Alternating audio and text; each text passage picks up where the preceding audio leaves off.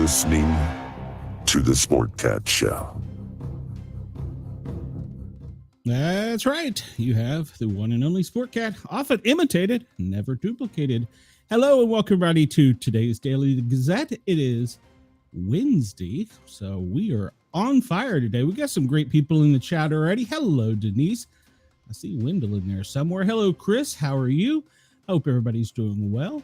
And Wendell said he's got to go meet someone. Oh, he's got a hot date. So, well, you can come back and watch this later. So he said, because the sun is shining don't mean things can't go to hell. Well, that's true, because we're finding out all kinds of strange things when the sun shines. It also rains, and, well, there's some weird activity. Hold on, I got to share a screen here. There's some weird activity out there that we're going to talk about today. So let's just jump right into it. If I could hit the right button here, come on, share screen. You would think by now I would have this down pat.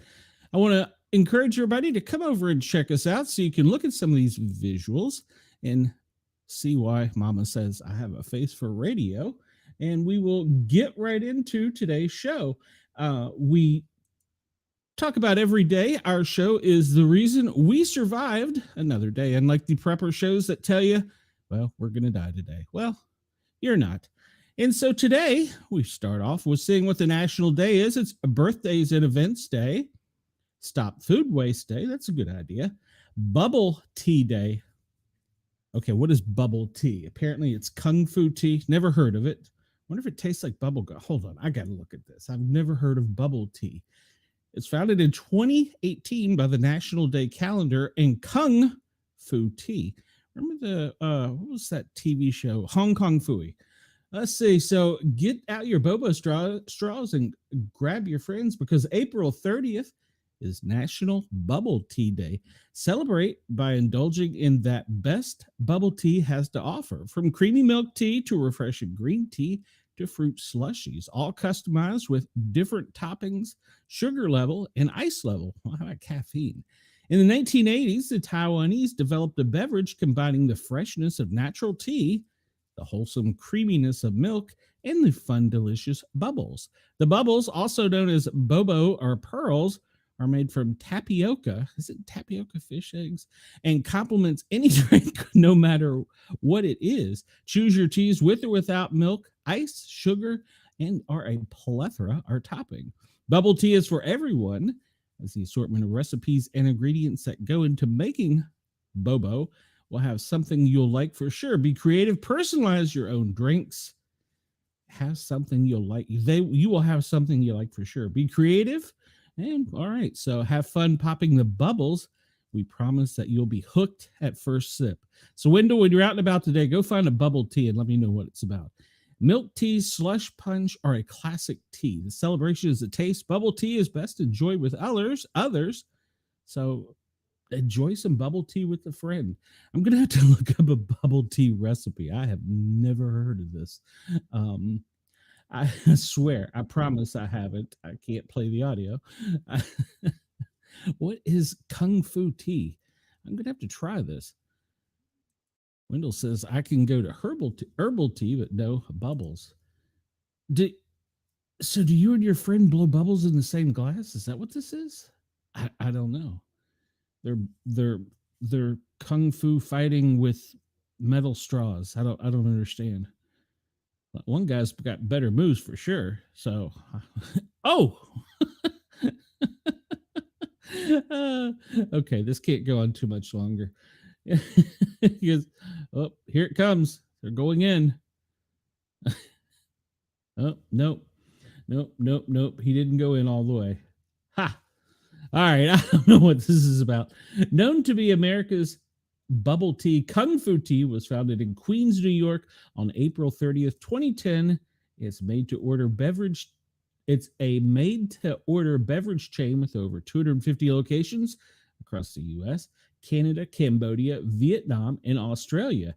At Kung Fu Tea, each beverage is freshly handcrafted with authentic, high-quality ingredients. They're still fighting about it up there.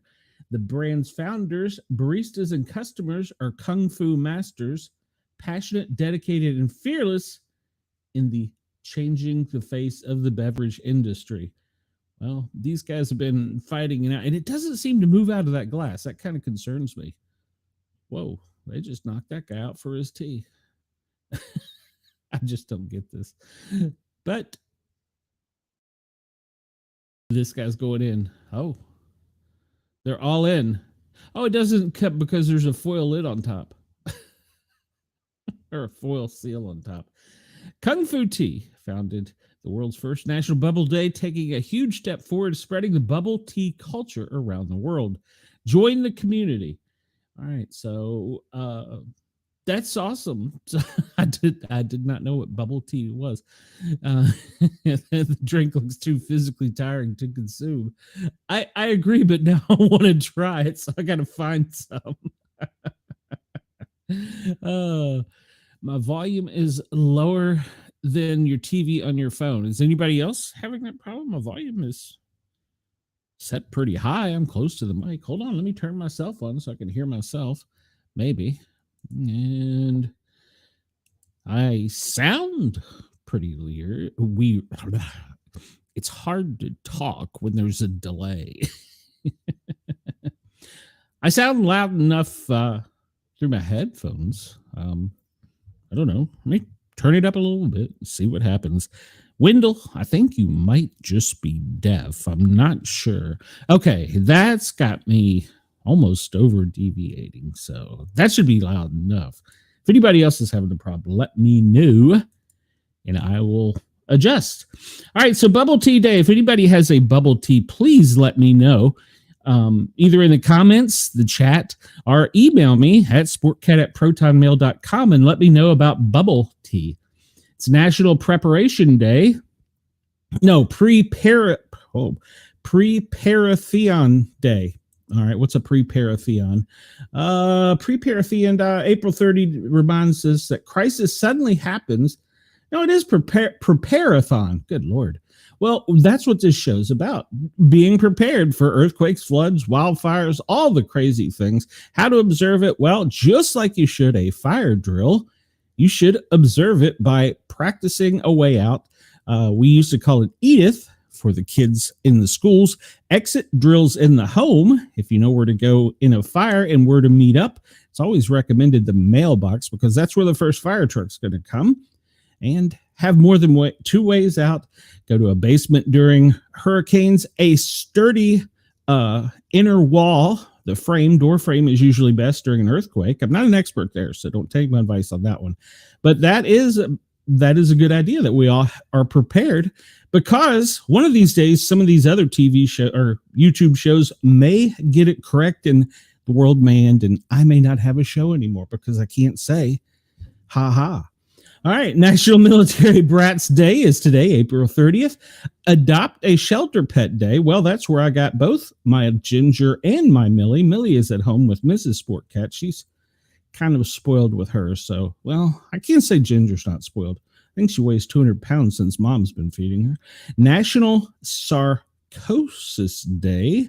And what is sarcoidosis? What is sarcoidosis? Let's see. Let's look that up. Raises where about non-contagious immune system diseases found in the lungs.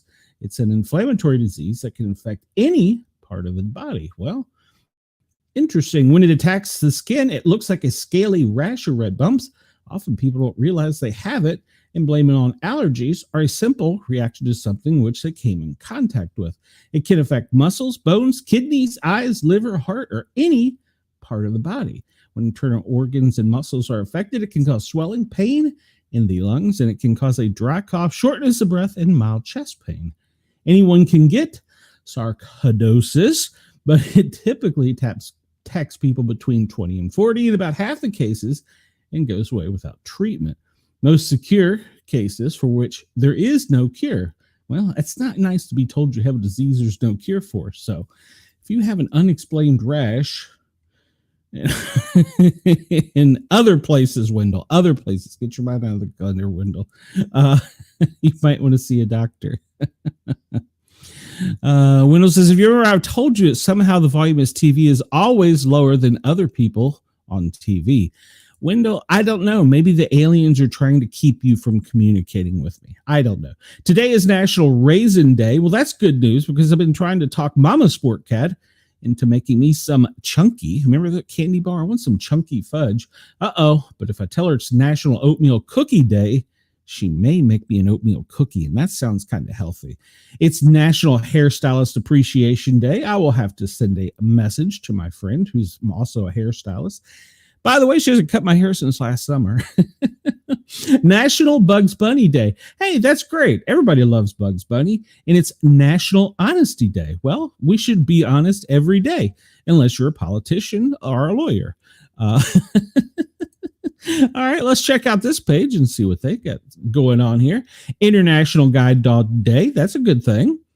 International Jazz Day, if you like jazz. Day of the Child, that recognizes the significance of cultivating the habits of reading among children. That's a good thing. Denim Day. All right. Sexual assault victims deserve all your support and your voice for this day. Denim Day. Okay, I would have thought it would have been about clothing, but how are they? On Denim Day, which takes place on the last Wednesday in April 30th this year, we stand in solidarity with sexual assault survivors and victims, celebrated every year on the last Wednesday of April. Denim Day started as a campaign against sexual assault apologists. In the summer of 1998 in Italy, an 18-year-old girl was raped by her 45-year-old driving instructor. 1 year later, the perpetrator was released after the court overturned his sentence. He appealed that the girl had consensual sex with him because she was wearing tight-fitting jeans that could have been taken off, that could only have been taken off with her help. The next day, Italian women showed up in jeans to their workplaces as a way to protest the absurdity of the overturned sentence.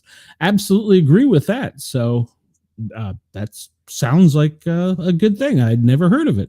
I would have thought it would have been something to do with the clothing. So I don't want to spell that rash thing again. Well, let's see. I'll go back in 1 second.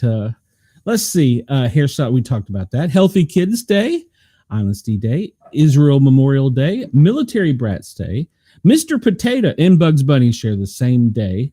National Adopt a Pet Day. That's one of the things we want.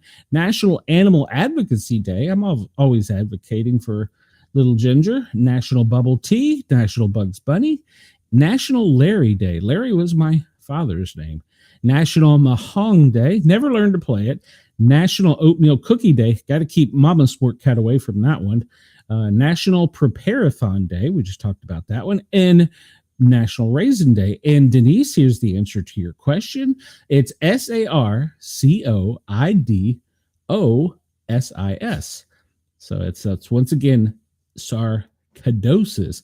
Sarcoidosis. There you go. I hope you got that. Welcome, Soul. Glad to hear. Oh, well, the Soul's Italian. Well, good. It's National Tabby Day. One of my best cats was a tabby. National Therapy Animal Day. Isn't every animal a therapy animal? National Tie-Dye Day. If there's one thing I don't like, I would say it would be tie-dye. I'm not a fan of tie-dye. It's Queen Day. All right. That's celebrated in the Netherlands. Spank Out Day. Okay, Wendell, be careful here. It's recently shown that spanking does little more than traumatizing children. Okay. All right. So to fend off evil spirits, it's Walpurgis Night by blazing bonfires all night. Okay, we got to check this out. You're welcome, Denise. Anytime I can help. Yeah, we've got to find what this is about since we're into the paranormal on Wednesdays nights. The Mass of Saint Walpurga, or Walpurgis Night, is observed on April 30th in parts of the northern and eastern Europe, in Sweden and Czech Republic areas. It is known as Walpurgisnacht in German-speaking nations, and I'm sure I'm butchering that, so please don't at me. Valborg in Sweden, Cardenas in Czech, that's where Mrs. Sportcat's from. Walpurgis Night is also known as the other Halloween. Interesting. For example, on April 30th, a traditional Walpurgis Night ritual involves the burning of an effigy of a witch on a campfire. In Sweden, this is Bonfire Night, once thought to ward off evil spirits, but is now a fun way to get rid of gardening trash. Well, hell, everybody in East Tennessee must be celebrating this sumbitch because they're already out burning like crazy. The holiday's origin may be traced back to a pagan fertility ceremonies of the arrival of spring. Isn't everything traced back to pagans? Don't they blame the pagans for everything? Good Lord, let's give the pagans a break. The pagan feast was blended with the tale of Saint Walpurga, an English-born nun who resided in Heidenheim Abbey in Germany, and subsequently, later, its abyss, where the Norse were Christianized. Well, see, that's the problem. Us Norse don't want to be Christianized. Many locals felt Walpurga had cured them of their ailments. Saint Walpurga is different from Walpurga, so let's get this straight. Is tied with May 1st because of a medieval tale of her being canonized after her bones were transferred from their burial site to a church about the year 870. April 30th marks the midway point between the spring equinox and the summer solstice. You know, surprisingly enough, the weatherman said it's safe to go outside if you have allergies in East Tennessee. The same day. Just saying, he might be a pagan. The date has a significance link to Beltane, a Celtic festival celebrated on the final day of winter and the beginning of summer. People in the Harz Mountains of central Germany thought that the witches rode through the sky on April 30th, naming it Witches' Night, Hensenacht, and maintained a coven atop Brook Mountain, according to Germanic tradition. The townspeople would burn bonfires to terrify the witches and fend off any evil spirits, as witches didn't enjoy a smoke. When witches don't smoke? Okay. Because witches were said to dislike noise, they would also ring church bells and bash pots and pans, and they'd also pray to Saint Walpurga, just in case, whose feast falls on April 30th. Saint Walpurga brought Christianity to the region in the 9th century. She is the patron saint of those suffering from dog bites. I'm going to have to look this up. I don't think she was looking out for me. She is the patron saint of suffering from dog bites, rabies, and whooping cough. Her intercession is invoked for protection against sorcery. If chasing away any witches on Walpurgis Night wasn't thrilling enough, it was also the conclusion of the Middle Ages administrative year, which would have been a good enough reason to relax with a flagon of artesian crafted mead and toast to something nice near a campfire. So this started in 870 AD by a Celtic Sabbath, and it was merged with a Germanic day, and then it was Christianized and canonized by Saint Walpurga. And then Walpurga oil. What is Walpurga oil? Attracts crowds. I need to put that on some of my YouTube channels so I can get more subscribers. Walpurga oil attracts crowd. News of miraculous effects of Walpurga oil draws large crowds to her shrine, making her canonization grow in popularity. In 1835, Grimm compiles vast info tied to Teutonic mythology. Based on his studies of historical festivals, the scholar and mythologist Jacob Grimm organizes a vast amount of information on ancient rites, deities, heroes, and more, and titles it the Teutonic mythology. In 1835 and 1960 is considered the modern Wicca movement. Set the calendar in its current shape and includes the 8 most sacred festivals observed. All right, so light up a bonfire. Everybody in East Tennessee is doing it. So yeah, there you go. You have that. So I had never heard of this. Yeah, look at the saint. He or she wasn't looking out for me. That's for sure. Let's see. Get back in the chat. You're right on all animals being therapy animals. Also, good call on the politicians and lawyers. Yeah, well, you know, they probably will now unsubscribe. Too much rain to burn witches. Well, and there is a lot of rain. And thank you for mentioning it. You've helped. Well, anytime, Denise. That's what I try and do. It's kind of like being a paramedic. If you help one person, you feel like you've had a good day. I try and help somebody every day. So where did we leave off? Honesty Day, Israel Memorial Day, Military Brats Day. We talked about Potato Head Day. That's right. We were there. How does Potato Head get a day? National Adopt a Shelter Pet Day. We talked about that. Bubble Tea. I want somebody to find that out about me. National Larry Day. So if you know Larry, say hello to Larry. And make sure you start practicing your preparations for emergencies. Always have a working smoke detector, 2 exits out of the home in case of fire, and always have a flashlight and a pocket tool nearby. I hate tie-dye. We talked about that. Don't spank your kids. It's World Stationery Day. Few people write anymore. All right, so it's Aisha Diaz's birthday. Beast Boy Hubs, never heard of him. Diana Agron. Gal Gadot. Wasn't she... Wasn't Gal Gadot the Wonder Woman? And Travis Scott's birthday. Okay, I can see who Gal Gadot. I thought she was Wonder Woman. No, Wonder Woman. Yeah, okay. So I wasn't wrong. All right. So fun fact: it's Wonder Woman's birthday. All right. So that brings us out of National Day. Let's see on this day in history what happened. And if you go way back, we're going to be talking about a lot about the Romans because, well, they're about on May 7th to elect a new pontiff. All right, so 311, the Roman Emperor Galilei issues the Edict of Toleration, ending the persecution of Christians in the Roman Empire. Well, wasn't that nice of him? Didn't the Roman army go on to form the Catholic Church? In 1562, Jean Ribaut and colonists arrived in Florida, the first French colonists in North America. In 1789, our first president, George Washington, is inaugurated. And in 1859, Charles Dickens, oh man, this was one of the books in school that we had to read. We had to read a lot of Dickens. A Tale of Two Cities, first published in the literary periodical All the Year Round in weekly installments until November 26th. Interesting fact about Dickens, he was paid a penny a word, and that's why some of his books are so long. 2009, Chrysler Automobile Company filed for bankruptcy. Didn't we save them?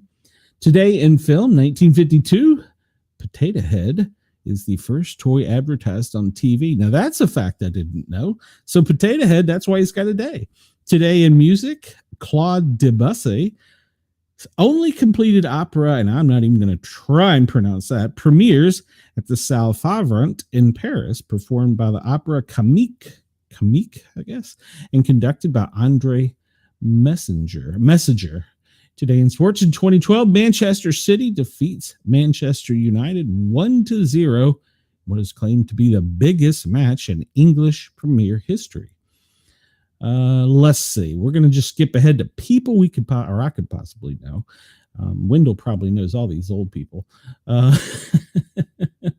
Kristen Dunst, she was in Spider-Man. She was Mary Jane Watson. That's her 43rd birthday. All right. Famous wedding, Joan of Arc, daughter of Edward I, marries Gilbert, the Duke of Hertford of Westminster Abbey. Let's see. Famous deaths today. Adolf Hitler died today. Hey, well, all right. Let's see. Muddy Waters died today.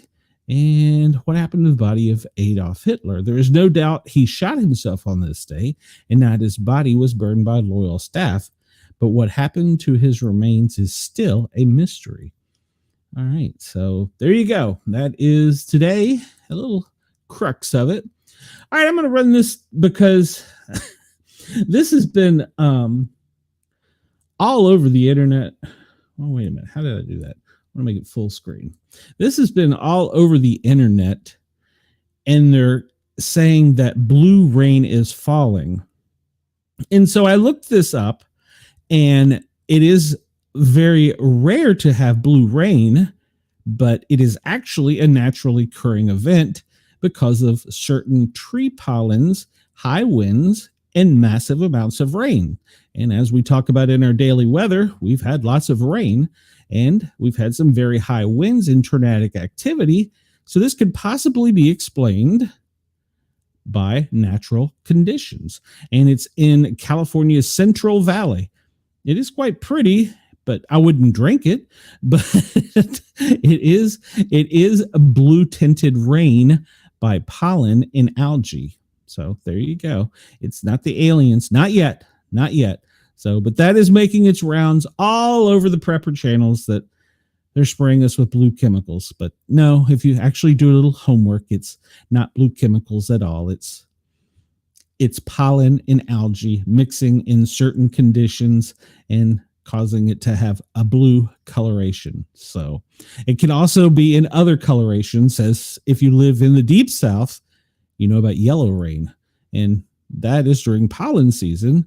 In the south, you get yellow rain. So this is just blue rain. So it's their version of our yellow rain, I guess. So, all right, there you go. That's the blue rain controversy explained. I picked this article because, well, it's from the Daily Wire. Is he being facetious in the article or is he being sincere? I'm not sure, but I thought I'd share it just to get your all's opinion. It's norming in America feels different, doesn't it? America, the fever has broken. You knew it was coming. You woke up and the sun seemed a little brighter. That's right. And you tuned into my show. I added that part. The birds are singing, planes are flying, mostly full of gang members headed to their new secure home in El Salvador. Yes, things are returning to normal. It's norming in America. So go ahead, touch some grass, as Ben Shapiro likes to say. The era of weird is over, and the era of the normie is back. And to celebrate norming in America, we put together this neat video for you. How long is the video? I don't know if I got time. I can't play the, well,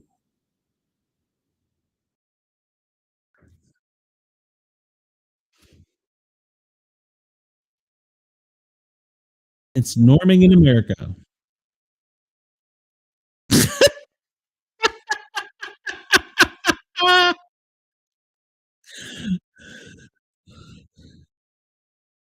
Men are not having babies.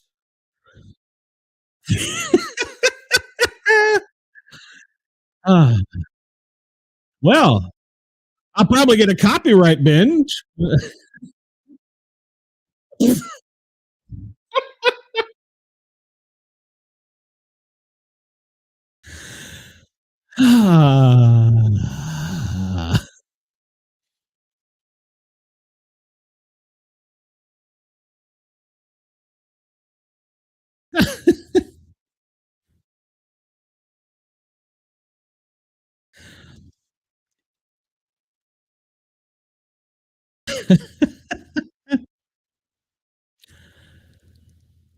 Okay, that was actually worth 2 minutes of time. You probably, hopefully, well, I don't know if you got the audio or not, but I can't. That was actually funny. So it's norming in America. This is from the Daily Wire. Today, we're actually arresting shoplifters and fewer businesses are being burned down. All over America, pronouns are being dropped from bios. Men are still not having babies. Fewer drag queens are flashing their genital at children. What is norming in America, you ask? Easy. It's the return of the word illegal. It's the Tom Homan on CNN citing chapter and verse of America Legal Code. It's leaving wokeness and weakness behind at the Pentagon, and it's the sound of federal employees scattering as big balls from Doge enters the building. It's the return of the Easter Bunny to the White House lawn instead of trans guys flashing his chest for the camera. It's a press secretary who makes sense when she speaks, and it's trying to keep up with a president who only needs 3 hours of sleep to make it through the day compared to a president who needed 3 naps. It's the return of biological reality and the removal of men from women's sports and female prisons. It's America feeling like America again. So join us and let's never go back to those weird, angry, divisive times again. This comes to us from the Daily Wire. You can go check it out there if you would like. If you couldn't hear the video, go check it out. It's I will probably post this on Facebook in our group, the Sportcat Daily Gazette. If you're not a member, go join the Sportcat Daily Gazette group on Facebook. I will post this later. So the video was good, and you can check that out online. So, all right. So for our friends over in Australia, this story comes to us. It is pretty scary. This comes from 9 News. And Chris wants to know, is that flag still racist, or can I stand for it again? It's funny you say that. I saw a guy on TV last night talking about how people are standing up for the flag again. It's norming day. All right, so this comes to us from 9 News out of Sydney. Pretty well, I don't know if it's Sydney. I mean, it's saying my location is in Sydney, but I'm not. Pretty scary. Man in hospital after driving Jeep off jetty in a tense police standoff. A dramatic police standoff has ended with a man driving a Jeep off a jetty and into the water in the Perth. The vehicle was first driven onto the Claremont jetty about 9 a.m., 11 a.m. AST time. A police vehicle then positioned itself at the entrance of the jetty, blocking the Jeep from leaving. Dozens of officers arrived, including negotiators, the tactical response group, and a canine squad were on standby as the police helicopter circled above. The driver yelled at passerbys, repeatedly revved the engine, and got out of the Jeep several times to yell at police. He was revving the car lots, shouting at the police. I didn't know what he was going to do, witness Kathy Gredick said. Pretty scary. The man's mother finally arrived at the scene and watched on as officers tried to convince him to surrender. Officers had earlier laid out a stinger and used their vehicles to cut off the Jeep's path of the jetty. At one point, he sped towards the parked police car, ramming it and shunting it backwards, damaging the front of the car. Soon after the midday, 2 p.m. AEST, the man reversed and the Jeep's back wheels got caught off the edge of the jetty. He accelerated forward, careening, I love that word, into the water. Dozens of officers who'd been on standby descended on the scene. The driver quickly emerged from below the surface, taking refuge on the upturned vehicle before diving back into the Swan River. Officers with guns and tasers drawn soon had him surrounded before he was pulled from the water by the tactical response group and carried to an awaiting ambulance. What prompted the standoff is unclear, but CCTV emerged of an earlier incident with the Jeep in nearby Walter Street. He literally just came right up, ramped up, knocked my green bin again and missed me, went down this concrete path, resident Karina Roberts said. I just stood there with my jaw hanging on the ground, and when he turned the corner, there were almighty screeches tearing down the road. The driver remained under police guard at Sir Charles Gardner Hospital tonight. No information has been revealed about the man's condition, but it was understood his injuries weren't serious. So he drove his Jeep off of the jetty. Let's see if they show this, because, well, everybody likes to see a Jeep careening off of a jetty, don't they? She seems intense. Oh, there's the rammed police car. Hey, is that a Ford, by the way? The rammed police car. There he goes. Hey, his steering wheel's on the wrong side. That fella is obviously very upset about something. Yep, he just drove off the jetty into the water. And, well, you know what happens next. The police get you. Hey, KG, you just missed a crazy man. That guy driving his Jeep in Australia off of a jetty. He seems to be very angry at the police and trying to get them to move. He's rammed one of their cruisers, which they showed earlier, and now he's arguing with the police and boats. But in the end, he just decided that he was going to drive into the jetty. So there's crazy everywhere. So there you go. You have seen a Jeep drive off of a dock today. Now your day is complete. But it was pretty scary, and the man is hospitalized. Hopefully, oh no, there they are. They're dragging him out. Hopefully this young gentleman is getting some help as he's escorted off of the dock. Yeah, mercy. All right, so there you go. You have that. That comes to us from our friends at 9 News. So yeah. All right. This comes to us from the New York Post. Hidden in a new home. What the F is that? The couple's story sounds like a plot of a paranormal horror film. A woman named Anita Rainier and her husband, who moved into a new home a few months ago, discovered a creepy note warning them about something inside. According to Newsweek, the duo moved right outside of Seattle, Washington. One night when the couple was in their kitchen chatting about house renovations they wanted to make, they suddenly found an eerie handwritten note in one of their cabinets. My husband and I were just chatting in the kitchen, deciding on how we could set up one particular display cabinet, Rainier said to the outlet. I got down at an angle and suddenly let out a cry. Wouldn't it be a scream? What the F is that? Well, it was a really well hidden bit of paper tightly tucked into the top cabinet, totally out of sight unless you got all the way down like I was looking up, she explained. The folded up note read, "Don't look under the floor."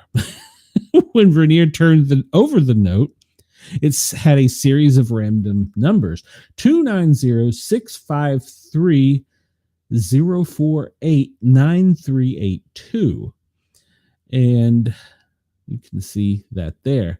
While most people probably wouldn't be able to sleep after discovering that spooky message, the couple surprisingly found it funny. It was both hilarious and kind of exciting to think there might be a hidden mystery here, she said. Curiosity got the best of them, but when the homeowners searched online for searched the numbers online, they were unsuccessful. We were expecting for it to be some number relating to at least something, they told the outlet. They didn't give up. They took the challenge as a game, as if they were playing a game of Clue. We divided it by our unit number, zip code, and the year building was built to see if we could get a whole number or phone number or something. No luck. And as last resort, they went to Reddit to see if any helpful commenters could help them solve the mystery. Yeah, I'm thinking that Reddit's not the place to get that kind of help. A few people commented on the post, insisting the code on the back was a library card number, or probably the name of a book. And then someone made the comment, imagine you tear up the floorboard and you find another note that says, "Made you look." 14 digits could be coordinates, a safety deposit box, hidden safe combination, alphabet coordination to each number. What have you tried? Another person asks. So there you go. If you think you can help them solve this riddle, you can find them online and on Reddit looking for clues to what the hidden note means. So I like the idea if you tear up the floor, they go, "Made you look." That would be funny in one way and bad in another. Maybe the previous people who owned the house, or even people who were working in the house, were renovators and they did renovations to floors. I don't know. So Chris says it was a test message from Andy. All right. So if they're talking about this, it's probably already happening. An aircraft carrier in space. U.S. Space Force wants an orbital carrier to easily deploy spacecraft in Earth orbit. The U.S. is planning on building and launching the first ever orbital carrier into space, acting like an aircraft carrier at sea and offering a new way of launching spacecraft and satellites into orbits. This orbital container or carrier is depicted as a platform in Earth orbit that could hold multiple spacecraft and deploy them when needed.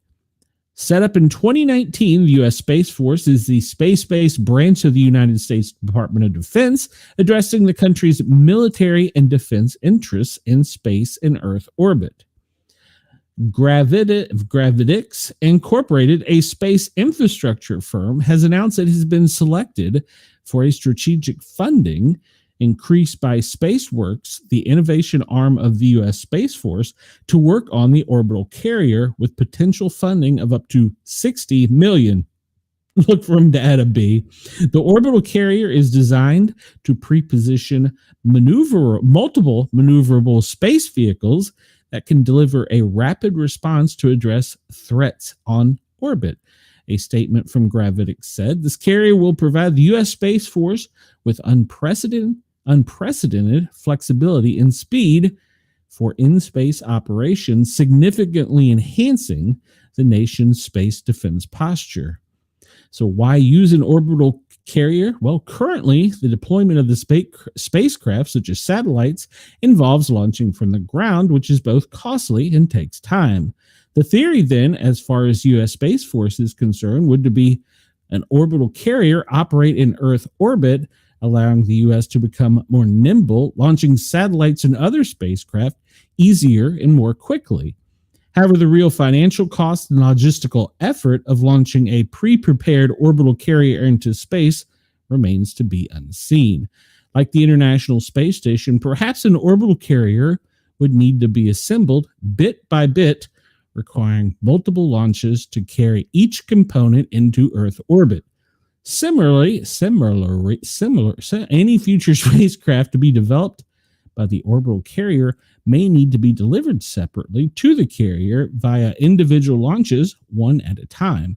We're honored to partner with the U.S. Space Force on this critical mission. All right, so it's a game changer, that's for sure. There was an article in a Asian newspaper that basically said China was pooing themselves when they discovered this. So there you go. That's what a space carrier may look like. And I would assume it would have a Space Force crew. I like the Navy has people in the Navy. I'm for it. So whatever. All right. So it's almost the top of the hour. We're not there yet. Help the new neighbors follow a strange lifestyle and they're holding our block hostage. This is advice from a column today by Jean Desmond Harris, and it's called Dear Prudence. Dear Prudence, it's the Slate advice columns. You can submit questions online at the Slate. Last month, a couple moved in across the street from my wife and me. The trouble is they are nudists, and they have no compunction about going around their daily routines in the buff. Well, my daughter came over to return her mom's casserole pan on a day when the husband was mowing his lawn in all his glory. That's one thing I wouldn't want to do, mow the lawn in all my glory. When I explained their lifestyle, she said that as long as they were living there, she wouldn't be bringing her kids over. She has two girls, ages 4 and 2. Trying to speak to my neighbors about the issue proved unproductive. When I asked if they could refrain from making themselves visible when she and the kids came over, they took offense and said it was their property and they were free to do as they pleased. I checked with my city ordinances, and my neighbors are violating city code if they are naked in a place where they can be seen by children. I would prefer not to have to report them, but my wife has mobility issues, so going over to my daughter's place to visit our grandkids presents a challenge. What would you recommend? Would covering up for a few hours be so bad? Well, so she responds, you should be able to have your grandkids over at your house without fretting that they'll see a bare butt in a window. You've already tried to politely ask your neighbors to cover up. I would write them a letter asking them once more for a compromise, making clear that you're not hostile to their lifestyle in general, while also firmly pointing out the city code. If that doesn't put a stop to the naked yard work within a week, go ahead and file a police report. All right. So, yeah, that was the Dear Prudence for today. There's many others, but that was the one that I thought was the funniest. So, Wendell, you've been caught mowing your lawn out into the nakedness. All right. Denise says, blindfold the kids. I cover this story only because I'm interested in medical stories. Elon Musk, he made a bold prediction that robots will surpass surgeons in 5 years. And I do not doubt that. Hello, Brenda. How are you? Welcome to the chat. Took you a while. Elon Musk's vision for the future of surgery. Elon Musk, a prominent figure in the tech industry, has once again stirred the pot with a bold prediction regarding the future of surgery. In a recent social media post on his platform X, Musk forecast that sophisticated robots might surpass the skills of top human surgeons within a mere 5 years. He referenced his own company, Neuralink, which employs a robot to implant a brain-computer interface electrode. As an example, Musk highlighted that this intricate procedure demands a level of speed and precision that robots are uniquely capable of achieving. Musk's assertion that robots will outshine the best surgeons so soon has sparked surprise and skepticism among many on social media, and experts alike question the feasibility of such a claim. One user, Joel Solanko, pointed out that today surgical robots function not as autonomous entities, but as sophisticated instruments directed by skilled surgeons. Dr. Sankar Aduzmi, a seasoned surgeon experienced in robotic procedures, echoed this sentiment. He emphasized that while robots can enhance the surgeon's capabilities by executing precise movements, they do not independently conduct surgeries. Expert surgeons incite robots as tools, not surgeons. Having performed over 2,400 robot-assisted surgeries, Dr. Audisimo stressed that robots, although capable of refining movements, lack the ability to make critical, real-time decisions required during surgical procedures. He underscored the individuality of each patient and expressed his reluctance to entrust detailed surgical decisions to a machine. While surgical robots offer remarkable advantages, the expertise, intuition, and instantaneous decision-making skills of a human surgeon remain indispensable in the operating room. Well, I kind of agree with that, but I do see that there will be a need for them in the future. We had a emergency room test a robotic system, and basically, what was the maid's name in the Jetsons, the one that looked like a big robot carrying a TV tray? When you went into this ER, that's what you had. You had to input your patient's name, date of birth, social security or whatever, medical insurance. And then, patients complaining of a cough for 3 hours, and you have a bunch of things you have to check. No chest pain, no this, da, da, da, da. You go through, and it would direct you to a room where a doctor would already have possible diagnoses waiting and therefore speed up the time. Rosie, that's right. Rosie the robot. It looked just like that. It had a screen and it looked like you were typing on a TV tray. It looked like Rosie. And it did speed up time, and I'm sure it did give the doctor suggestions, this could be pneumonia, it could be a heart attack, it could be this, that, but they quickly took it out. I don't think that the insurance companies were paying the amount of money that it costs to operate that thing. So, all right, we'll get out of here in just a second on news stories. Feds say they've captured Tren de Aragua leader who flaunted grenades on social media. Once again, the Daily Wire brings this to us. Homeland Security used facial comparison tools to identify the illegal alien who they say was using a fake identity. Shocker. Federal agents arrested the Venezuelan illegal alien who flaunted his stash of grenades on social media and is believed to be the leader of the vicious gang Tren de Aragua. Homeland Security investigator Yonker Gallows, who posed with an AR-15 and several grenades online in the Los Angeles County Friday. Okay, so his name was Yonkers Gallows. On Tuesday, April 22nd, Homeland Security Investigations was able to locate this gentleman who was utilizing the false name Yonker Rafael Martin Ramos, who was in state custody in Los Angeles County on misdemeanor charges.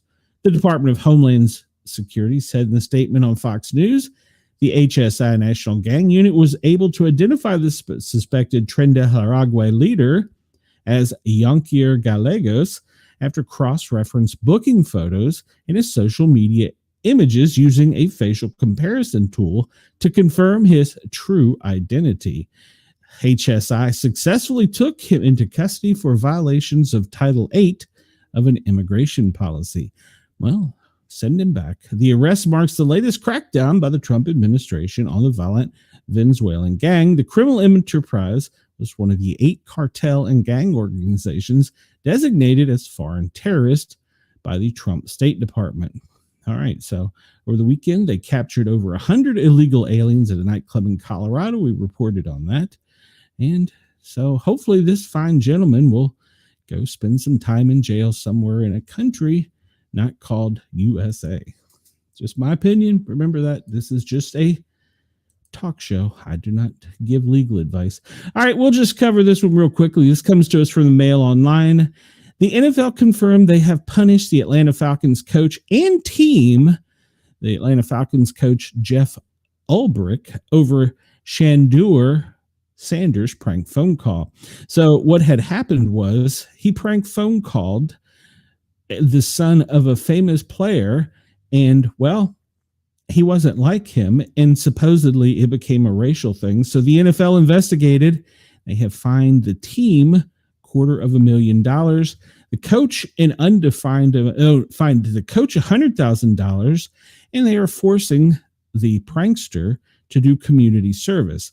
Now, if you want to talk about due process, this gentleman, this child, this boy, this man, whatever he is, I don't know how old he is, he's the son of a coach. He didn't get no due process. We talk about, due process for returning to Paraguay. And this gentleman was sentenced to community, what did I just say? Community, where he goes out and does things in the community service. He never saw a judge, but yet that's okay against this player. Explain that to me, please. Someone make sense of this. Someone make sense of this. He did a prank phone call. It was a joke. He didn't have to go in front of a judge, neither did the team nor his dad. And he's doing community service, and yet the team, because this gentleman, pictured right here on the phone, prank phone called this gentleman, the son of an elite athlete, retired athlete. Make sense of it to me. Please make sense of it to me. We talk about due process. Well, where was the due process here? There was none. Okay, I'm off my bandwagon. There you go. I've probably inflamed some people over on the Yerg's radio channel, but that's okay. All right, so this show, we're top of the hour. Thank you at Radio X Australia for allowing us to tickle your ears. Yerg's Radio, Rainbow Radio, and Right Talk Radio. I love being able to tickle your ears daily. Thank you for welcoming me into your home, your ears, your motor vehicles, whatever. So thank you. And Chris says, I love when sports league come up with punishments to force a team to give them a bribe. No conflict of interest there. Very true. And last night or yesterday, it was noted that there was a New England's Patriot plane making multiple stops at military bases and then flying to Cuba. You heard me correctly. A New England Patriots jet was stopping at military locations and then flying to Cuba. Don't know what they were doing. Maybe the players wanted to tour the military and whatever's happening down in Cuba. Sports. The daily operation briefing comes to us via FEMA. This is the same report, and let me see if they've refreshed this, because FEMA, you're sleeping on the job here. We got storms going on. There's all kinds of bad stuff going on in the world. No, not this one. This one. There's all kinds of bad things going on in the world. No. This button. Here we go. Wednesday, April 30th, FEMA's daily operations briefing. This was presented to the president, or at least his staff, at 8:30 a.m. This is the public version that you can find over on FEMA.org, and it doesn't have all the secret squirrel stuff. So, all right. So today they are looking at severe weather in the southern plains to the northeast. Texas, you've already been under the gun. Oklahoma and Texas have already both had tornado warnings. So severe thunderstorms in the southern plains to the lower Mississippi Valley, with heavy rains, flash flooding from the southern plains to the middle Mississippi Valley. No new emergency declarations. And talking about the severe weather, well, it looks like The north side of Texas is going to get hammered again today as the storm tries to move to the northeast. The problem is it's now got a wedge in it. So it didn't move as quickly as anticipated yesterday. Brenda says her house is flooded. Correct. It probably is. And it's probably going to get more. So the storm didn't make it as far to the northeast yesterday as they anticipated. And the cold front coming down from Canada has now, as we'll show in a minute, presented a wedge. And there's another storm off the Pacific trying to come in. So hang on. It's going to be a wild week of weather. So the severe outlook for weather is pretty much the northern section of Texas, a little bit of Louisiana and Mississippi, but Texas all the way up to Kentucky, you can expect some significant rain pretty much anywhere from the 95 corridor in Washington, D.C. down through the mid-south and back over to the Central Plains. Can expect some showers today at some point. Thursday, that storm is still trying to get to the northeast, but it does not have the power to get the energy it needs to be too bad. There were some severe tornadoes and storms out of it yesterday, even as far east as up in the northeast. So it did get a little energy, but it didn't move as far as they thought. And so we're getting, well, here's your little blow. It's getting into a wedge where it's going to be divided in two. So yeah, it's see, Brenda, here it is. You can see Texas is mostly reddish purple. So anticipate a lot of rain and severe weather. So the National Weather Forecast, as they're saying, calls for heavy rain, flash flooding, severe thunderstorms in Texas, extending into the tip of Louisiana, Mississippi, maybe over to Michigan in southern Kentucky. Tomorrow, it will not be as strong, but it's going to continue to rain in Texas, and we can expect some severe thunderstorms with high winds, maybe not tornadic activity, but high winds from the Texas coast all the way up to the Ohio Valley. And then again on Friday, well, Texas, you're back under the gun again. Central Texas, you can look forward to more heavy rain and flash flooding. So there you go. That is the FEMA report for today. Let's see what our commander-in-chief is doing. Well, I'm not trying to rub it in, Brenda. I'm trying to make people weather aware. That's what I'm trying to do. All right. So the president, we have returned to the 9 a.m. in-pool call time, which means the press had to be there at 9 a.m. At 11 a.m., the president participated in a cabinet meeting. I understand that was all over the news and was open to the White House press pool at 2 o'clock, which is just now. The president is participating in a swearing-in ceremony for the ambassador to the United Kingdom. It is closed to the press. And then at 4 o'clock this afternoon, the president delivers Investing in America remarks in Cross Hall to the White House press pool. At 8 p.m., the president participates in News Nation's Como Town Hall, the first 100 days. Yeah, okay, so that's going to be by News Nation's Chris Como. That should be a pretty decent show. I might try and check that out. So that's tonight at 8 o'clock. So that is the president's daily schedule. I might check that out. Let's go and look at the daily National Weather Service briefing, see if there's any differences. And we will zoom in a bit. And it looks as though they've pretty much got Texas covered with severe weather and flooding all the way across Mississippi, tip of Louisiana, Memphis, and maybe some southern Missouri and Kentucky. Arkansas. Missouri, Arkansas, and Louisiana. But most of the storms are going to be in Arkansas at the Tennessee line up to the tip of Kentucky, where you can get the heaviest rain. The severe thunderstorms later this afternoon, when it tries to break up and this wedge forms, will probably hammer places like Louisville, Charleston, Cleveland up there as that part goes to the northeast. This will be pushed further south and will move into Louisiana later tonight, maybe tomorrow. And then tomorrow's forecast, well, severe thunderstorms are pretty much from the Texas coastline all the way up to the lower New York region, the Allegheny Mountains and Pennsylvania, following the Appalachia down into the south, back into Texas. That little line there is where you can expect some severe thunderstorms. And that's going to be because of the turbulent air as the winds try and push up. And this is going to form a wedge. We'll see next week. Go to day 3. All right, day 3. There we go. Day 3.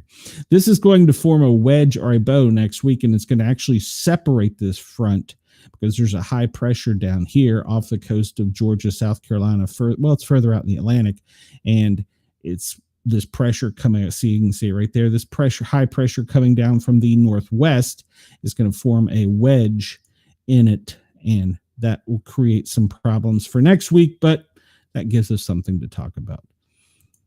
Chris says, if your house is flooded, is it more than just your wet vac? I guess he's asking, is it more than just for your wet vac? All right, let's see if there's anything else on the National Weather Daily Briefing. I don't believe there's anything in the Atlantic nor the Pacific as of yet to be looking out for tropical cyclones or tropical storms. And we did see that the severe weather was expected to be pretty much in that Texas region today as this tries to push apart. And as we see during the day, it goes and it's trying to create a bow effect, and it'll be a little wedge. All right. Let's go over here to, this is currently there. All right. So Australia, you're going to have a pretty decent day. There's a high pressure off of the Sydney coastline that's forcing most of the winds to the west, northwest. And so it'll be a breezy, pretty relatively calm day. Maybe some storms along the Brisbane, Sydney coast. Nothing to be concerned about. Maybe something up in Darwin. Very little precipitation except on the coast. Otherwise, it looks like a pretty good, clear day. Your temperatures currently, these are Fahrenheit. Port Hedon, 79. 77 in Darwin. Perth, 64. Hobart, 62. Over in is that Tasmania? It's 67. And no, that's New Zealand. Where's Tasmania? Okay, well, at any rate, it's down in Tasmania. So 42 in Hobart. Dunedin, 47 is colder over to the east. 64 in Brisbane, 58 currently. These are in Fahrenheit. In Sydney, 71 in Cairns, 91 in Darwin. And it looks as though there are two little lows up to the north of you that are, well, it's above Papua New Guinea. And it doesn't look to be at this time to be anything significant, but we will keep an eye on it. Let's hop over to the U.S. and see what the current temperatures are in the United States. Here in Knoxville, it's probably in the 80s, probably low 80s. 80 Atlanta, 84 Charlotte, Washington, D.C., 81, 75 New York City, 69 Boston. Hello to my friend up there. Burlington, you're in the 40s up there. And then as we come across Columbus, 69, Louisville, 77, Milwaukee, 49. That wedge of cold air is still trying to come to the northeast, 68 in St. Louis, 69 in Kansas City, if you want to get your barbecue. Tulsa, 64. And LA, you're looking at 66. San Diego, 64. Seattle, 52. Portland, 55. Medford, Grants Pass, Oregon, 64. And that cold front is still trying to make its way down through. And currently, the warmest spot in the country is, once again, it's on the Florida West Coast. It looks like we have a winter in Tampa. What is it down in the Keys? It's hotter in Tampa than it is in the Keys. All right, so we'll look at the satellite for the United States. And you can see pretty unremarkable except for the storm line. And then, well, let's just go over here and look at. All right, so we're going to pull up the weather warnings. And let's see. Nope, this isn't the weather warnings. This is the radar I'm pulling up, the U.S. radar, if it will load. Brenda says that there is a small opening outside in the foundation that lets the water come in. And they can't catch it right when it comes. Oh, Chris, I catch it right when it comes in. Well, you should have them fix that hole in the foundation. I know it's a problem, but goodness. You've lived there long enough. They should have fixed that by now. All right, so we have a tornado warning on the ground, and this is where is this tornado warning? It's in Texas, and it's currently in Hill, Texas. It's issued today, 1:45 Central Daylight Time, which was not long ago, and severe thunderstorm producing a tornado. Radar indicated tornado in rotation. Flying debris will be dangerous, and they tell you what to do. So take cover now. All right. So if you were in Hill County, Texas, this storm appears to be on the southwest. Is that right? Southeast side of the county. So yeah, take cover now. If you were in Hill County, Texas, let's zoom out. There was other tornado warnings earlier. Well, here we go. There's tornado warning up here. And where is this? This is in Haskell, Oklahoma, LaFleur, Oklahoma. There's a tornado warning, and there's currently a tornado on the ground. If you're in Haskell, Oklahoma, or LaFleur, Oklahoma, Sequoia, Oklahoma, tornado warning has been issued at 1:09 Central Daylight Time and will remain until 1:45 Central Daylight Time, according to the National Weather Service in Tulsa. So seek cover. Seek cover now. Brenda says, I am holding my rent until it's fixed this month. And you should. You should. I'm sure there's a lawyer. You probably tell them you feel some kind of way about it. So lowermost interior room or basement away from windows. Cover your head. That's correct. Chris has more experience with tornadic activity than I do, being the part of the country he lives in. But yes, definitely take cover. So there are two tornado warnings currently, one in Texas, one in Oklahoma. So we can see these storms are pretty intense. And Oklahoma and southeast Texas are getting hammered right now, but Oklahoma is getting wore out again. So it is to the east of Oklahoma City. It kind of stalled out there. So it's going to be there for a bit. Later today, it's probably going to break apart, and it's going to push down to the Gulf of America. And well, as you can see, they've already issued a tornado watch for certain segment of Texas, probably to the northwest of Houston, anticipating what's coming later today. So yeah, that's going to push apart, break into two, which isn't good news because it's still going to have some energy up to the northeast, affecting, like I said, anywhere from Louisville, Cincinnati, maybe Cleveland. I don't think it's going to get as far north as up as Vermont, New Hampshire, but upstate New York, you could still see a severe thunderstorm later today. It looks like there might be just over the tip of Virginia there in southwest, a small cell. And let's see. In Knoxville, currently there's nothing, but to my west, there is a severe thunderstorm warning. So that is to the county to my west. That would be Roane County, I believe. Roane County severe thunderstorm warning from Knoxville Weather Service, or Knoxville office of the National Weather Service.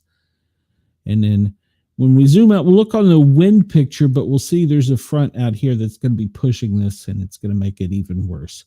Let's look at the winds. Let me refresh this because I brought this up much earlier in the day. All right, so this is as of 1:10 Eastern. That's not very, they should update it more than that. Yes. Oh, okay, that's the most recent one. And we see that it's still trying to push down, but this front has remained in place pretty good, pulling up from the Gulf of America. That turbulent air over the Appalachia is going to be what breaks that up a little bit today and pushes it to the northeast. I wouldn't rule out a thunderstorm along the 95 corridor, as far up maybe as Boston.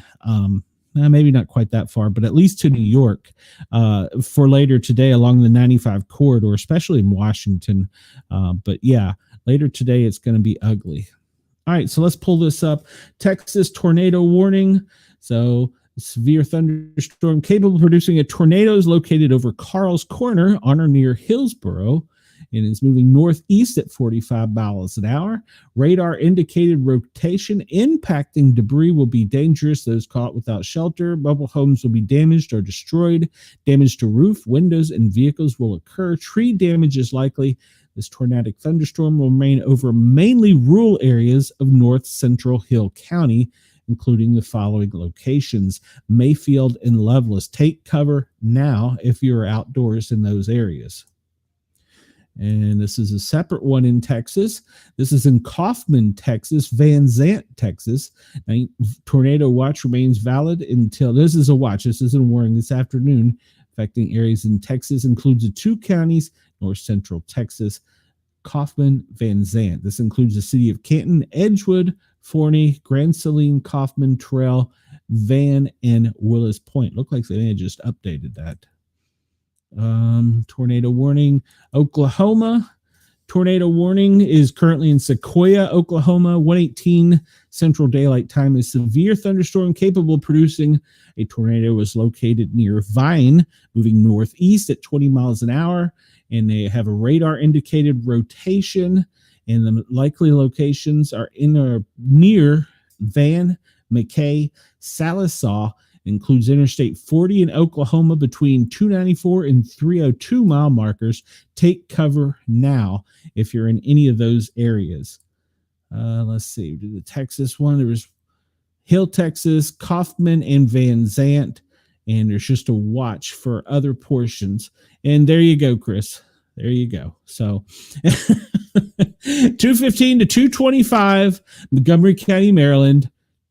Monitoring message only. Please disregard test. And it's for Gaithersburg, just west of Baltimore. So there you go. All right, let's see what else we have here. Severe thunderstorm warnings. That's for Morgan, Tennessee. Scott, that's to the west of me. It's more towards central Tennessee. Oklahoma flood advisory. Small craft advisory up in New York. Tornado watch in Texas. The severe thunderstorm is going to continue for today. Oklahoma, severe thunderstorm warnings and a flood advisory. Special weather statement, that's for severe weather to come, but that's still central Tennessee. Arkansas, Louisiana, Texas, pretty much tornado watch.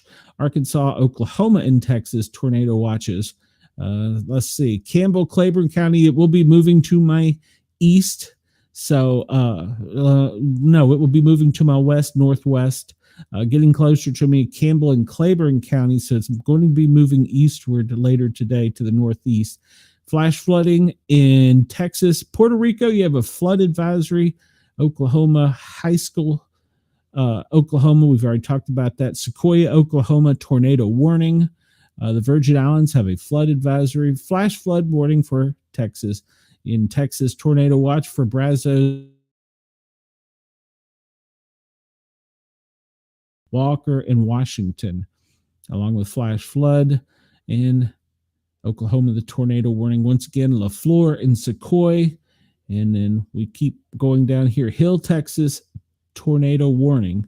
And so let's see. Frost advisory for New York. Now, Oswego, that's in upstate New York. That's interesting. I know right where that is. That's at the Pennsylvania-New York border. Am I correct?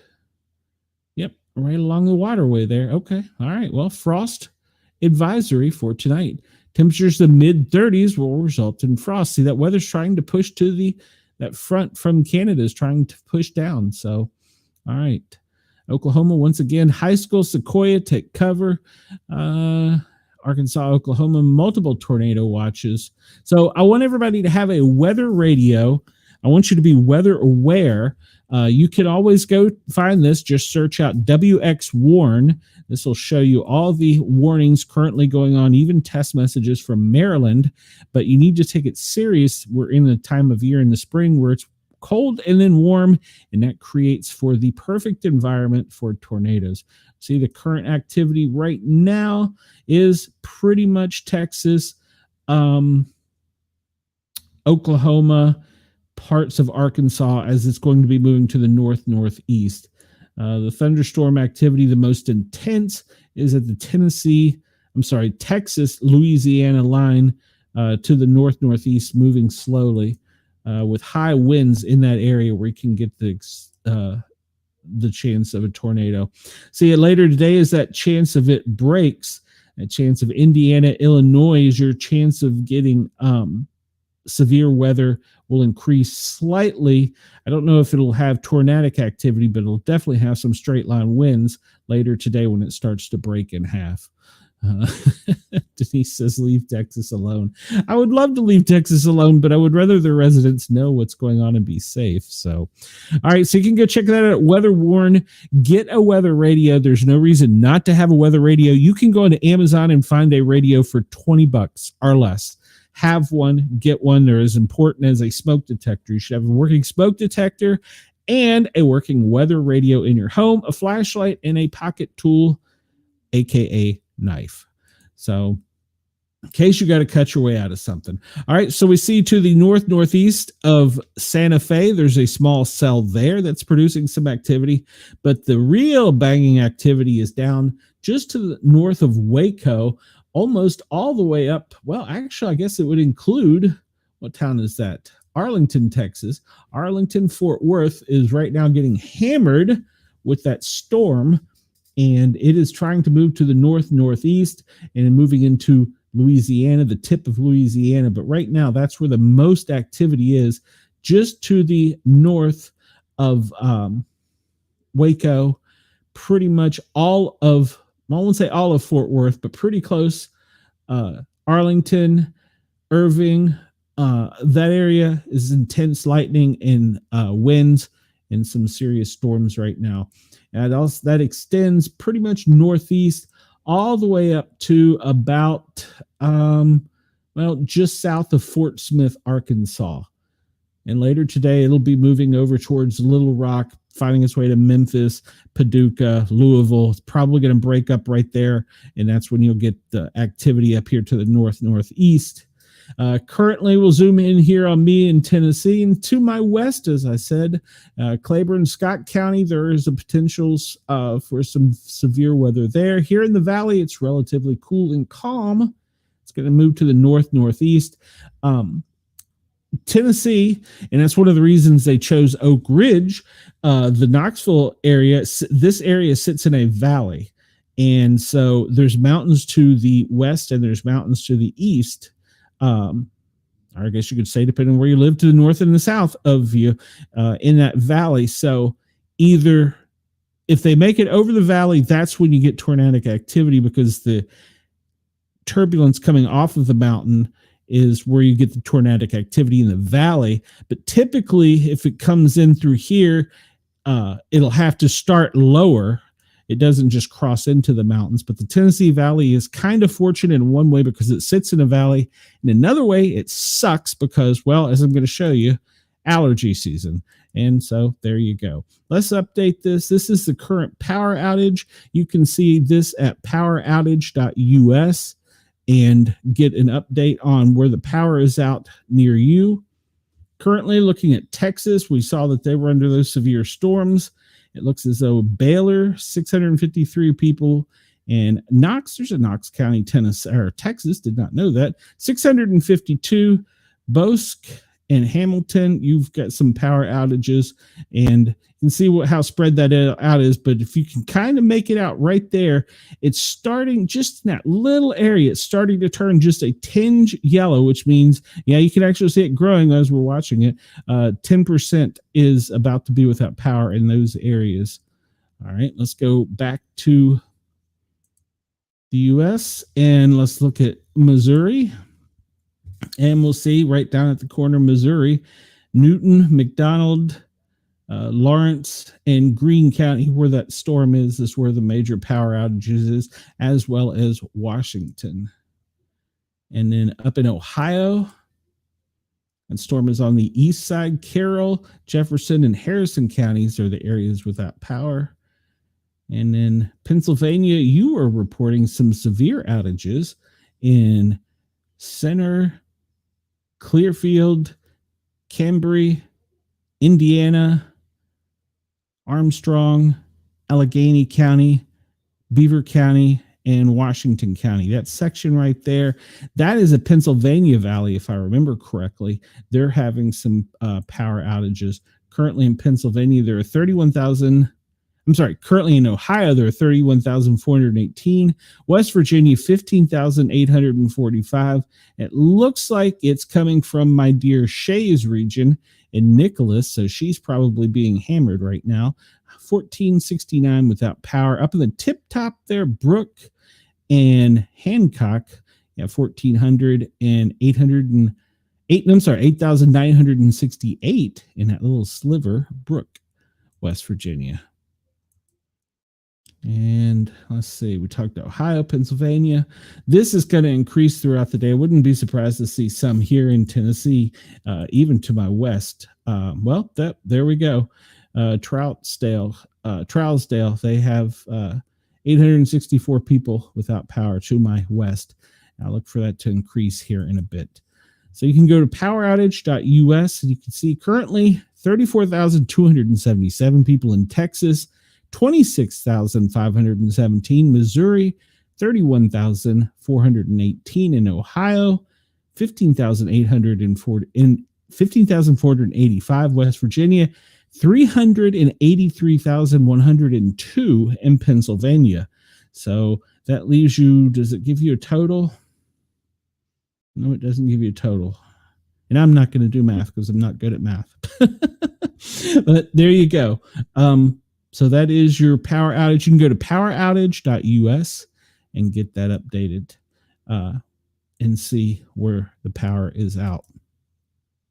Looking at space weather, they're saying maybe some minor activity, HF radio weak or minor degradation of HF radio communication. On the sunlit side, occasional loss of radio contact, low frequency navigation signals degraded. All right, so looks for its minor activity. Let's see where the aurora is going to be tonight. And it looks like it's not going to be anywhere down towards the U.S.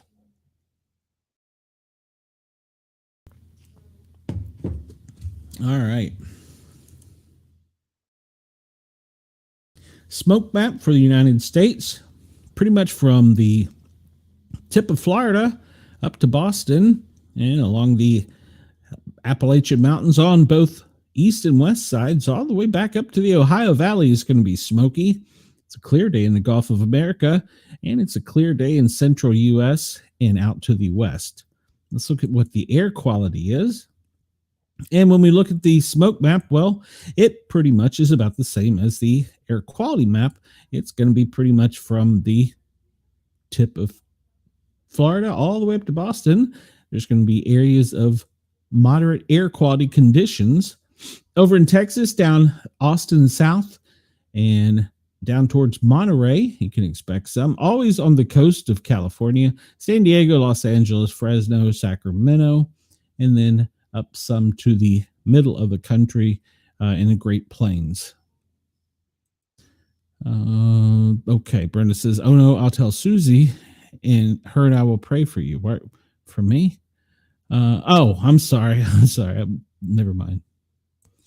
All right, so here we go with the Weather Channel. This is their classic weather maps. I don't believe this. The weatherman said today, or last night on the news, it was safe to go outside, that it was over. He lies. It's still a code yellow day in Tennessee. If you're in Southwest Virginia, really along that I-81 corridor up to the 95 corridor, Washington, D.C., Philadelphia, up into New York, it's code red. And then pretty much in the Allegheny, Pennsylvania Valley, down to, following down into Ohio and Kentucky, it's code orange. Code red if you're in the center of the country and to the southwest. So be careful. Aches and pains index. Well, let's see. Well, yes, I am using an ad blocker because I don't like you. It doesn't look like it's going to be too bad. Maybe in Brenda's area, she'll be a little grumpy and bitchy today. So that's about it. Let's see. Let's move on here because we're running a little low on time. So this is our IQ Air. This map shows us where the smoke, the pollutants, the poor quality air is, and the actual routes that the winds are taking. And as we were talking about, that little front spinning off here is kind of what's causing this down here to come in off the coast of Florida and push out. That's why all the air is going from the southern section of the country up to the northeast with the pollutants, and it splits in the middle there. Kind of follows the Mississippi River as it goes over to the west of the Rockies. We were talking about earlier the blue rain in California.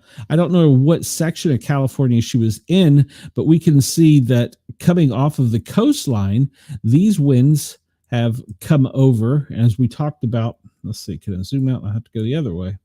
These winds are coming from Asia and out of the Middle East. So perhaps what they're seeing with the blue rain is the pollens, but you can see this is coming in clearly off the ocean onto the west coast. I don't know if that's what's causing the blue rain, but so the weather guy does lie. He lies a lot. He's the only person allowed to get his job wrong 50% of the time and still keep his job. So yeah, there you go. I'm not a weather guy. So but yeah, there you can see the pollutants coming in off of the ocean. That's probably what's qualifying for the blue rain. And you can see it's also picking up all that algae, because this isn't the time of year up in Seattle, Olympia, where they're having pollen. They're still having the algae season, because it hasn't quite dried out up there yet. It never really dries out technically, but those winds are pushing down, mixing with something coming off the coast. So that could explain the pollen and algae combination causing the blue tinted rain on the coastline. So, but we see that air is being pulled straight out of the Atlantic below Florida up through the Gulf of America, and it's pretty much going straight up the center of the country, and it has not allowed that front to push through. And so it's still going to be trying as best it can. Jump down and take a look at Australia, and looks as though it's not going to be too bad of a day for you. You're still going to have some pollen and some smoke along the coast of the northeast, and then down in Port Lincoln, some smoke and pollen may be extending up into the east, going out over Broome. But for the most part, it's going to be a pretty clear, calm day for you. Let's see if we can see those. Well, we'll look at the wind map for that. All right, so here we have the wind map. This shows us what the winds and the speed of them are doing. I wish you could zoom in and it would get you more, like, we know there's a tornadic activity in here somewhere. I wish we could zoom in and see that. That would be kind of cool. It doesn't get that close and detail oriented, but we do see that is that little, if you remember, we had a dry section come across the country a couple days ago. That's what this is right here, and it's causing the winds to push down to the south, back up through the Gulf of America, which is experiencing warmer conditions than normal for this time of year, and it's leaving us a little dry to the south side into the east side of the Appalachia, while the winds are going up through the middle of the country. Now, up off of the Atlantic seaboard, Chesapeake up northward, you're getting winds coming in off the continent. So the winds are going out to the south-southeast, to the north-northeast. Let's zoom around here to Australia and look at those two areas they were looking at on the weather map. I don't see anything tightly spinning to the north of you like they were showing in that other map. So it looks like a pretty calm, windy day in Australia. Yeah, I don't see any. They were showing some circulation up here, but I'm not seeing it on this map. So, all right. All right, so once again, we're looking at the fires, and this is the smoke map. This shows us that it's going to be more from the Atlanta area to the north up to the Chesapeake Bay corridor, 95 corridor out to New York, and then out to sea. That section along the east side of the Appalachia, showing it to be more that way. Let's see if we can zoom in and see some of these fires, how much containment they are. And Bald Fork is still going. It started on the 17th. It's not showing how much containment it is. We see they're still trying to get this one under containment. This one started back on the 15th, the B-Rock fire, and they're still working to contain it. These are the fires that are causing most of the smoke. See, they've got this one somewhat contained. This is the Table Rock fire. It's 13,845 acres. It started, if you can believe this, back on 3/22. This one is Persimmon Ridge. This one started at the beginning of the month, 2,128 acres. Looks like they've got both of these pretty well contained. Zoom out. Chris says, if that wind map went into tornadoes, I would never leave the website. I know. I didn't think about that till today, but I really wish that it would. And if I could find that map, I would love it. If it got down in that specific, but it doesn't. So unfortunately. All right. So there we see most of the little dots here are smaller fires. And smaller fires that are being investigated, like this one here. It doesn't even have a name yet. So, but there's still, you can see there are quite a few fires on the east side of the country. To the west, most of those are prescribed burns this time of year. So that's what most of these are to the west. Let's look at the NASA map and see if we can get anything better on that. Yeah, most of the fires burning right now are to the northeast, and they're still working to contain them in the Appalachian Mountains. And it's going to be a bit before they get all of them. Like Denali is 150 acres, and that is at the tip. That is at the tip of Virginia, Tennessee, and North Carolina, where they meet. Zoom to location. Well, it doesn't show. Yeah, see, it's not really contained yet, so they're working on containing it. All these little red dots are possible fires. They've been reported or spotted by satellite, but there is no information on if they're an actual fire or not. So that's what those little red dots are. Most of the larger ones are fires that are actively burning and are being worked to contain. God love them, but Jones Road up in New Jersey, they're still working on that one. And it looks as though, nope, go away. It looks as on a joint base, they have done some controlled burning. Hopefully that'll alleviate some of the problems. And where is this? Is this another military installation? No, this is in what, Delaware? Yeah, Delaware, a small fire, but nothing major. They're working to contain it. Indiana up there, Chris, where you are, no serious fires. Chicago area, there's some smaller fires, but I suspect those are just that. Oklahoma City, hopefully that little fire there, well, I say little fire, it's 786 acres. Hopefully the rains will help with it, but with the lightning, you never know. So, but that storm hopefully will help put out some of these fires, and maybe as it travels to the northeast, if it doesn't strike any more lightning fires, hopefully. All right, so we're going to go over to the United States Geological Service and see where the most recent earthquakes are.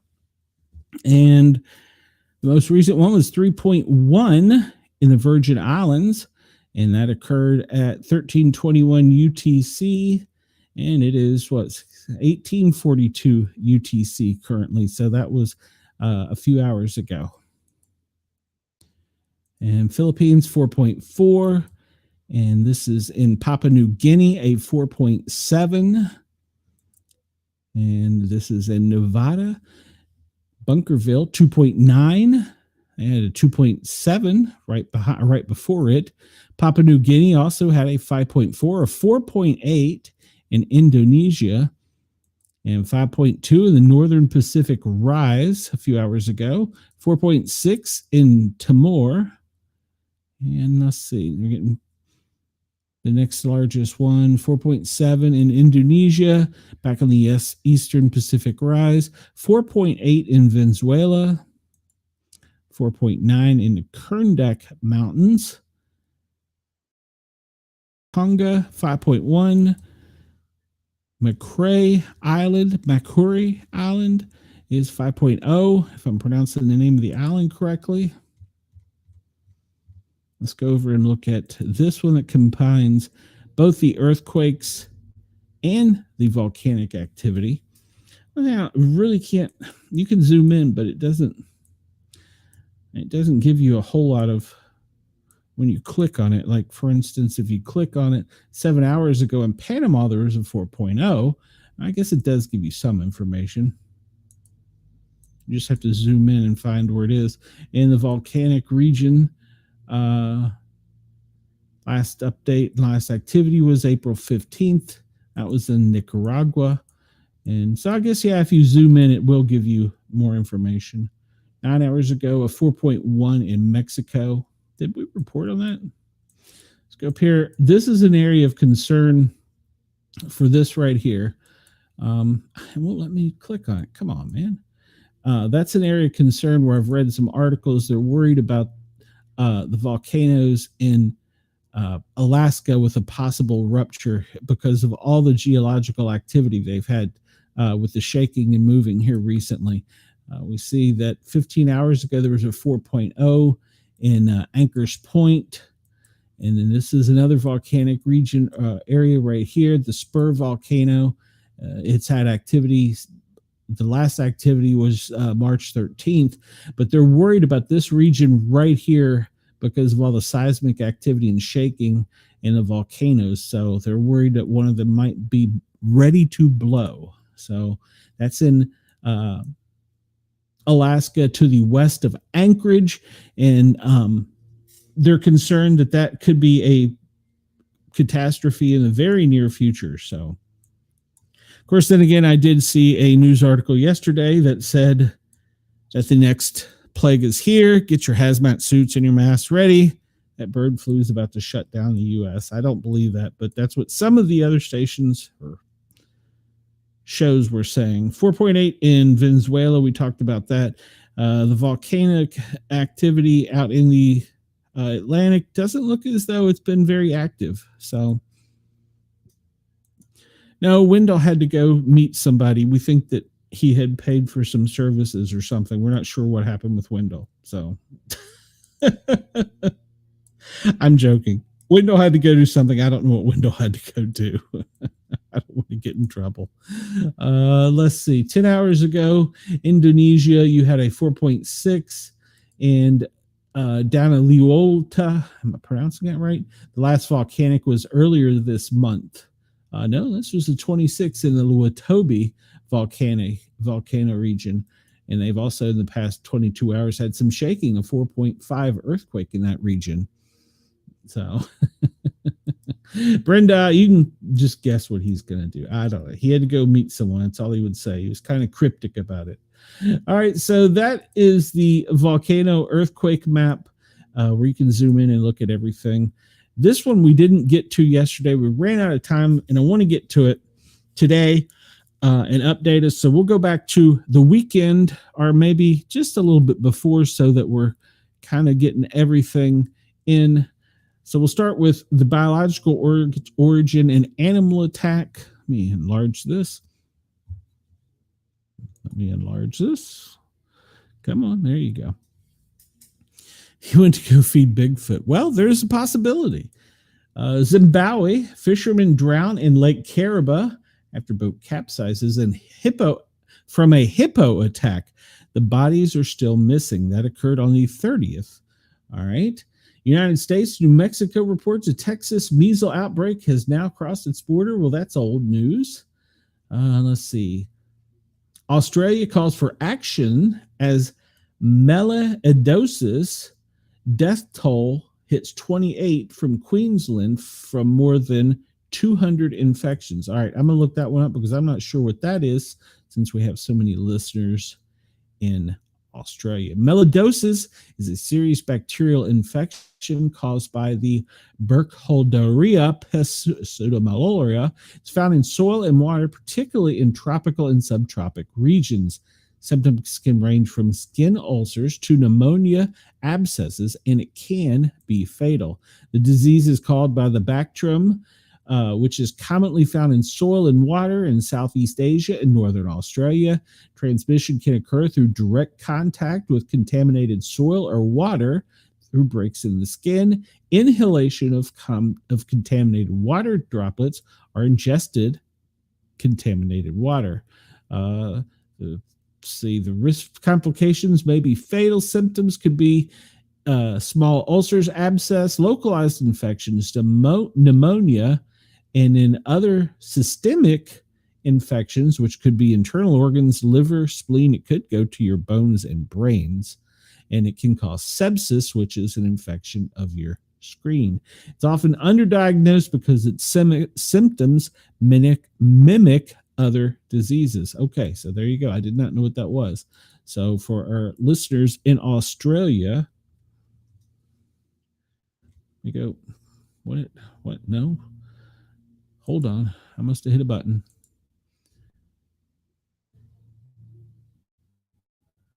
Event list. Here we go. Maybe it's just refreshing. Maybe. List, please. There we go. All right. So that was in Australia. And as of today, they're causing the death tolls hit 28 in Queensland, and there are 200 infections. So they're calling for action. And 5 measles cases in Belize have now been confirmed in the Cayo district. Victorian health officials warn of an outbreak of measles. That was 2 days ago. And in Australia, Australia, dozens of dead corals found on Wimmera riverfront at Horsham. Okay, so I'm not sure what a Coriolis is. I'm assume. So let's search this up so that I'm now. It's a bird. Okay, so dozens of birds were found, or what's akin to the cockatoo. It's a subgenus of the cockatoo. Okay. Go back. There we go. So dozens of dead birds found on the Wimmera riverfront at Horsham. All right. So they're putting that in the infection hazard. I wouldn't doubt it. They're saying bird flu. Malaysia. Well, leprosy is contained to the Kuala Onga Alisa village as health efforts ramp up. I am not saying that right, but that's in Malaysia.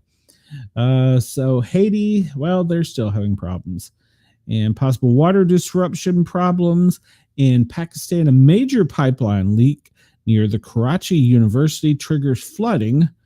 40% cut in water supply. All right, so water is out in parts of Pakistan. And on the 29th, Greenland satellite services have been restored after a Spanish blackout. Now, see, that wasn't reported here in the States that blackout made it any further outside of Europe, but Greenland is our northern neighbor. All right, traffic disruption. Snake causes power outages in Tokyo, Osaka, Shankins, and the service is disrupted because of a snake. How big was this snake? Is there a picture?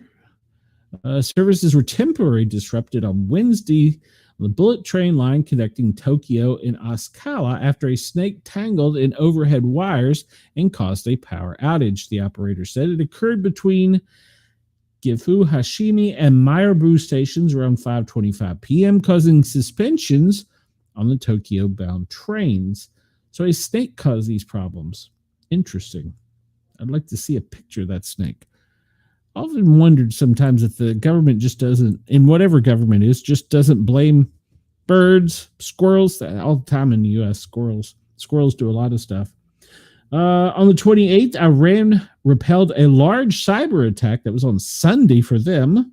All right, so they're claiming that they have been victims of cyber attacks. Syria, 14 dead in sectarian clashes near Damascus. as the authorities are now considering a curfew. And the 27th, 54 terrorists were killed in Pakistan as security forces thwart major infiltration attempt in Pakistan. And on the 30th, in the Palestine territory over in Asia, gun seized in eastern Jerusalem after a violent altercation. In Sweden, 3 killed, several injured in a shooting in the Swedish city, according to police.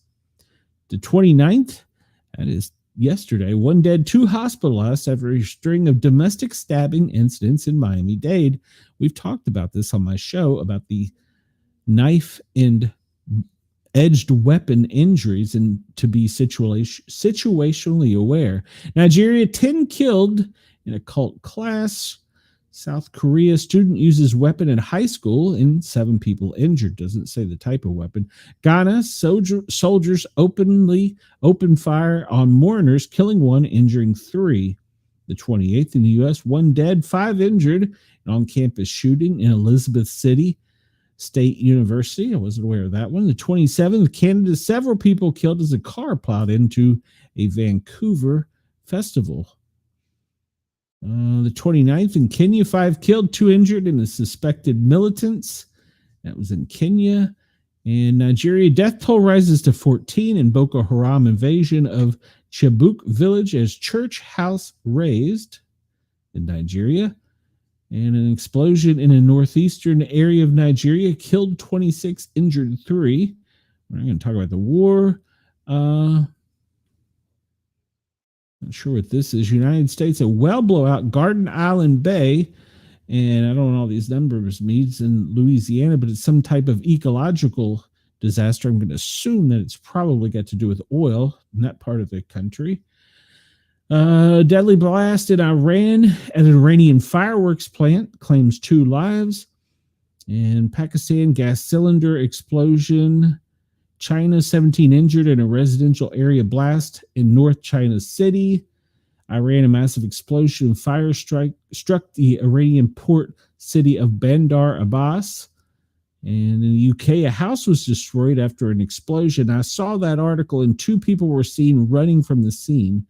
But they didn't have a cause. Romania, explosion and fire at weapons lab in Bucharest, and it's killed 1. And that's in Romania in Europe. In Sweden, a gas station explosion in Balanus leaves 1 seriously injured. Pakistan, 40 injured in an oil truck explosion at the Nushiki terminal. Major fire at popular Delhi market on earlier today. India, 14 dead in a hotel fire. China restaurant fire in Lehang kills 22.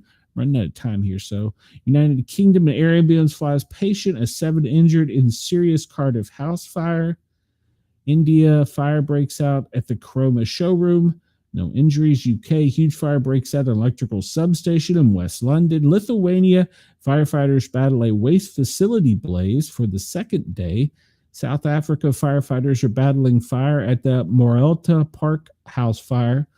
In South Africa, fire destroys 11 classrooms in Gauteng, and fire destroys 7 minibuses in the United Kingdom used by disabled people and school children.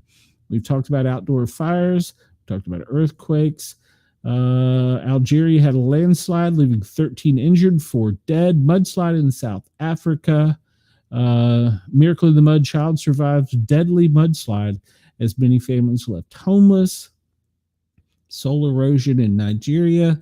We talked about volcanoes, talked about flooding, tsunami. Nothing came of that. Let's say we talked about Canada, thousands without power after thunderstorm. That's today. Spain, huge power outage, paralyzed. That was over the weekend. They had a power outage in China over the weekend. I did not know that. Building collapse. India had 8 killed in a building collapse. 3 killed in a scaffolding collapse in a Texas LNG construction site. Japan, 1 dead after a floor collapse at the Kawasaki building, which is under demolition. 8 people die in India after consuming toxic liquor. Well, I probably should have drank that. Perth airport evacuates after a fire alarm, and firefighters are investigating. That's earlier today. Cocaine, corruption, and bribes in Germany. Port is under siege. Indonesia, 170 students affected in 2 food poisoning outbreaks. And we're running out of time. And Beetlejuice has been apple juice is being recalled in the United States. North Atlantic Ocean half-ton piece of Soviet rocket crashes back down to Earth. That was earlier today off the coast of Africa. 1 soldier killed in a helicopter crash in Colombia.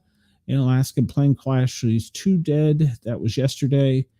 And that's we're running out of time, so let me get out of here before I run out into David Beckmeyer's time. If you're listening on Yerg's Radio, Rainbow Radio, Radio X, or Radio X Australia, you can continue to keep listening and catch David Beckmeyer next. I'm Sportcat. I am out of here for today. We almost got through everything. I hope everybody has a great day. And I hope to get to see most of you tomorrow, including you, Brenda. We're here every afternoon at 1 p.m. till 3 o'clock. And that's from midnight till 3 a.m. in Australia. You can catch me talking overnight about weird stuff. I go out of here looking at the U.S. cyber map. And, well, once again, the United States is under attack. Red is attack. Yellow is infection, white is spam. Everybody, please like, follow, share, and subscribe. Tonight for Radio X in Australia, I got a treat for you. We have a Yowie hunter. That's right, a Bigfoot Yowie hunter from Australia will be on my show tonight, 9 p.m. Eastern. You can come over and see me on the Para Are Normal Guys. And breaking news, this will be the first show broadcast live on Radio X in Australia, which I believe is Thursday at 9 a.m. Your time is when we will be live on Radio X. So make sure to check us out. Para Are Normal Guys with a Z. We have 2 Facebook groups, the Sportcat Daily Gazette. I will encourage everybody to come join that and keep up with the latest news, share topics and headlines, and everybody can come over to the Para Are Normal Guys Facebook group on Facebook, and come over there and join us as well. But we're going to have a great show tonight with the Yowie Hunter. We have the Appalachian Witch from 9 p.m. to 11. Para Are Normal Guys, please like, follow, share, and subscribe. I need your help. Everybody have a great day. I will see you soon. Until then, Sportcat is out. And goodbye to everybody on Yerg's Radio, Rainbow Radio. I turn over to David Beckmeyer.